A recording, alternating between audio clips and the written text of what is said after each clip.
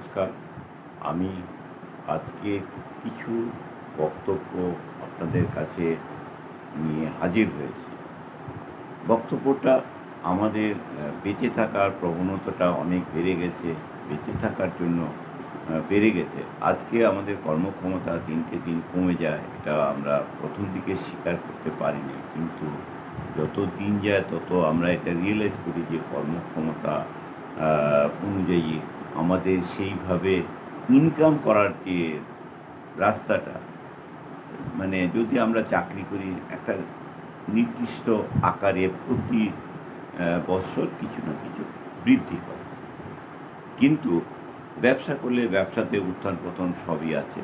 আমরা কে কীভাবে বড় হব, কিভাবে আমরা এগোবো, এটা আমাদের কারণ মানে নির্দিষ্ট করা নেই। আজকে আমাদের শিক্ষা ব্যবস্থায় সেই রকমভাবে আমাদের শিক্ষিত করে তোলা হয় না। বেসিক আমাদের যে এডুকেশনটা একটা মানে প্রোডাকশন বেস না, একটা জেনারেল এডুকেশন আছে। জেনারেল এডুকেশন করার পরে আমাদের স্পেশালাইজেশন করতে হয়। স্পেশালাইজেশন করার পরে তারপরে সেই আমি যেই সাবজেক্টে স্পেশালাইজেশন করলাম সেইভাবে আমাদের কর্মের সংস্থান নেই। যেরকম আমাদের সঙ্গে কাজ করতো ইলেকট্রিক্যাল ইঞ্জিনিয়ার, অ্যাডমিনিস্ট্রেশনে কাজ করতো, সিভিল ইঞ্জিনিয়ার অফিসে বসে কাজ করতো, মেকানিক্যাল ইঞ্জিনিয়ার সাইটে গিয়ে তাকে সিভিলের কাজকর্ম দেখাশোনা করতে। এটা একটা অদ্ভুত ধরনের সিস্টেম। এই সিস্টেমটা দেখে আসার জন্যই আমার মনে হলো যে আপনাদের সঙ্গে এই ব্যাপারে কিছু কথা বলা দরকার। আজকে ধরুন আমি ইন্স্যুরেন্স নিয়ে কাজ করছি বিগত 21 বছর ধরে। নানান রকম কিছু দেখেছি। দেখার জন্য আজকে যেটা আমার কাছে সবচেয়ে বেশি প্রয়োজনীয় মনে হয়, আপনাদের একটা পেনশন বা ভবিষ্যৎ একটা সিকিউরিটি, যেটা আপনাকে আপনার বর্তমান অবর্তমান সবসময় আপনার একটা ইনকাম জেনারেট করে। ইনকাম এটা আপনি 5 বছর পরের থেকে 5 বছর থেকে 40-42 বছর পর্যন্ত আমাদের এখন একটা প্ল্যানের ব্যবস্থা আছে। আপনি পেনশন প্রভিশন করতে পারেন, ইমিডিয়েট পেনশন করতে পারেন, নানান রকম অ্যাডভান্টেজ আছে। যেই অ্যাডভান্টেজগুলি আপনাদের জানানোটা আমাদের কর্তব্য।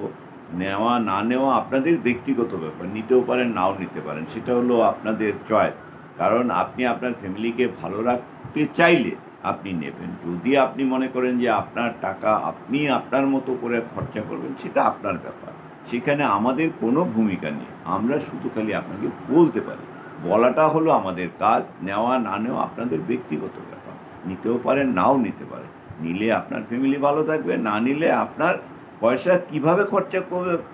দেখুন, বর্ষাকালে যখন জল হয় তখন ওই জলে যে মাছগুলো থাকে, বিশেষ করে কই মাছগুলো ওপর দিকে আসে। ওপর দিকে জল না থাকলে মাছ বাঁচে না, সেই জন্য অন্য কেউ ধরে খায়। এবার আপনি আপনার টাকা আপনি প্রপার ওয়েতে সঞ্চয় করবেন কি করবেন না, সেটা হলো আপনার ব্যক্তিগত ব্যাপার। আজকে আপনি যদি প্রপার ওয়েতে সঞ্চয় করেন, আপনার ফিউচার মিনস আপনি দেখুন, আপনি আপনার লক্ষ্যমাত্রা ঠিক করবেন কবে আপনি আপনার মানে ফ্রিডম লাইফটাকে এনজয় করবেন, সেটা আপনি ঠিক করবেন। 10 বছর, 15 বছর, 20 বছর কবে আপনি রিটায়ার করবেন।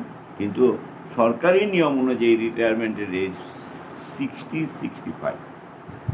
এটা 5 বছর অনেকে এক্সটেনশন দেয়। এক্সটেনশনে অনেকেই কাজ করতে পারে। করতে পারলে ভালো, করতে না পারলে তার যদি শারীরিক ক্যাপাসিটি থাকে তাহলে করতে পারে। শারীরিক ক্যাপাসিটি না থাকলে অনেকেরই করতে হয়। কারণটা কি? কারণটা হলো তার ফ্যামিলির চাহিদা অনেক বেশি থাকে। কারণ ফ্যামিলি মেম্বার নানান রকম অব্লিগেশন থাকে। অব্লিগেশনের জন্য তাকে এই কাজটা করে যেতে হয়। হ্যাঁ, এটা খুব দুঃখজনক ঘটনা আজকে যত দেখছি। কারণ প্রথম দিকে এই সেন্সটা আমার কাজ করেনি। এটা আমি তার জন্য ক্ষমা চেয়ে নিচ্ছি। আজকে আমি যখন জানতে পারছি যে আপনাদের পেনশনের জন্য আমার বলাটা অবশ্যই দরকার। কারণ না বলার জন্য আপনাদের ইচ্ছা থাকলেও আপনারা নিতে পারেন না। কারণ আপনাদের কাছে পেনশন মানে একটা বিরাট একটা লামসাম টাকা দিতে হবে, এটা একটা ভয় থাকে। আপনি মান্থলি ২,০০০ টাকা করেও জমিয়ে আপনি একটা পেনশন ক্রিয়েট করতে পারেন। এটা হলো মানে ওখানে যত কম টাকা দেবেন আপনাকে সময় বেশি নিতে হবে, যেখানে বেশি টাকা দেবেন ইমিডিয়েট পাবেন। ৩০ দিন থেকে আপনি যে কোনো দিন দিতে পারেন। এটা হলো monthly, quarterly, half yearly, yearly এভাবে খুশি নিতে পারেন। ডিপার্টমেন্ট পেনশন নানান রকম প্ল্যান আছে। অতএব আমার বক্তব্য, বেশ কিছুদিন আমার এই আপনাদের কাছে হাজির হওয়া হয়ে ওঠেনি, কারণ কতগুলি পারিবারিক পরিস্থিতি ছিল, যার জন্য আমি করে উঠতে পারিনি। যাই হোক, আজকের থেকে আবার শুরু হয়েছে। প্রতি বৃহস্পতিবার এবং রবিবার আমার এই বক্তব্য আপনাদের কাছে নিয়ে হাজির হব। যদি ভালো লাগে এই বক্তব্যটা আপনাদের আত্মীয় স্বজন, বন্ধুবান্ধবের সঙ্গে শেয়ার করবেন। শেয়ার করলে আমি একটু উৎসাহ পাব, আপনাদের চাহিদাটা আমি জানতে পারবো। যদি আমাকে প্রপার ওয়েতে জানান তাহলে ভালো লাগবে, কারণ আমি আপনাদের প্রয়োজন অনুযায়ী আমি আমার বক্তব্যটাকে সাজিয়ে আপনাদের কাছে হাজির করতে পারবো। কারণ দেখুন, শুধু বক্তব্যটা শুনলেই তো হবে না। বক্তব্যতে যদি আপনাদের বিন্দুমাত্র উপকার হয়, মানে আপনার কাজে লাগে, উপকার মিনস আপনার কাজে লাগে, তাহলে আমার বক্তব্যটা রাখা সার্থক হবে।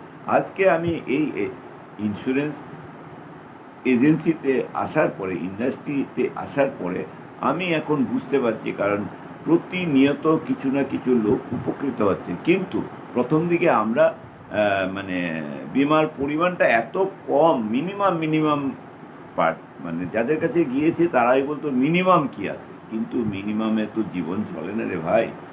মিনিমাম আমরা বলেছি, তখন আমরা বুঝতে পারিনি, কারণ আমরা নতুন অনেক কিছুই ভুল ত্রুটি হয়, ভুল থেকে মানুষ শিক্ষা পায়।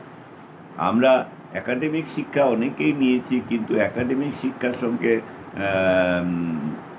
জীবন সংগ্রামে যে শিক্ষাটা প্রয়োজন, সেই শিক্ষাটা প্রতিনিয়ত ভুল থেকেই আপনি শিক্ষাটা লাভ করেন। যে শিক্ষাটা ভুল থেকে লাভ করেন, সেই শিক্ষাটা আপনার জীবনের পাথেয় হয় এবং আপনার জীবনে সেটা উপকারে লাগে। কিন্তু যে একাডেমিক শিক্ষাটা আজকে অনেকেই আমরা শিক্ষিত হয়েছি, কিন্তু শিক্ষিত হয়ে সেই জায়গাটা আমরা আমাদের মতো করে ইউটিলাইজ করতে পারিনি। আপনি যদি পেরে থাকেন, অবশ্যই আমি বলবো আপনি ভাগ্যবান।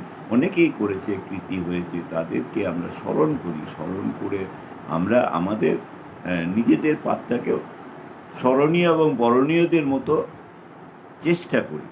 কারণ ইন্স্যুরেন্স ইন্ডাস্ট্রিতে অনেকেই আছে আমাদের মানে যারা ইন্স্যুরেন্স ইন্ডাস্ট্রিতে আছে তাদের থেকে অনেক বেশি ইনকাম করে এবং তারা অনেক বেশি লোকের কাছে পৌঁছাতে পেরেছে। সেটা তাদের ক্যাপাসিটি। আজকে আমি যদি তাকে দেখে ঈর্ষা করি, তাতে তো আবার হবে না, কারণ আমাকেও চেষ্টা করতে হবে তাদের মতো জনমত তৈরি করা।